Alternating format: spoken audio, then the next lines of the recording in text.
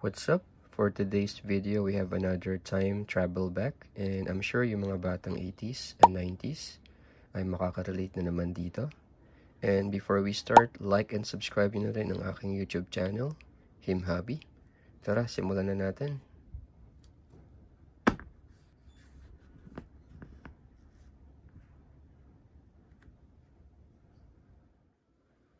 Alright, as you can see, we have another Tanching toys. So we have Incredible Hulk. By the way, check na rin isang video ko about Marvel Flat Palenque toys. I'll put the link on the description. Back in the days, during my childhood, ito yung isa sa mga laruan na nagpapasaya sa amin and also a secret weapon na ginagamit namin bilang pamato upang talino namin yung mga kalaro ko. And today, isa dito ay gagawin nating pamato. Watch na rin pala yung isa kong video about my Wolverine pamato. I'll put the link on the description. Okay, so usually, para maging effective na pamato siya, nilalagyan namin siya ng pabigat. So, sa iba kasi nilalagay nila is alambre, tanso, tamtax, shoetax, or nuts. Pero ang meron lang ako dito ngayon is ito. Okay, so ito yung gagamitin natin para gawin natin siyang pamato.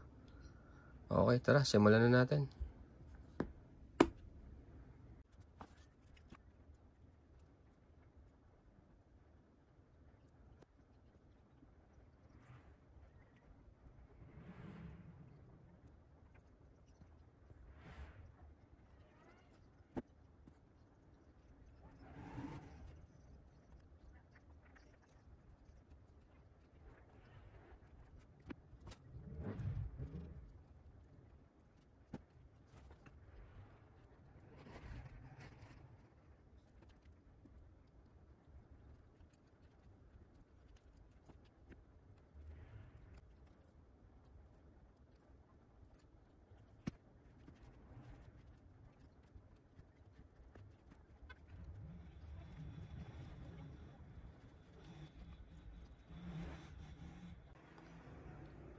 Alright, ito na siya guys. So, natapos din natin.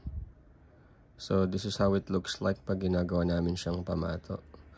Pero again, sa iba, tad-tad ng tamtax, alambre, tanso. Mahirapan ako maghanap ng tanso kasi maghanap pa tayo ng wires. Usually, sinusunog pa namin yun para makuha namin yung tanso. Pero ito na siya. Thank you guys sa panonood and peace!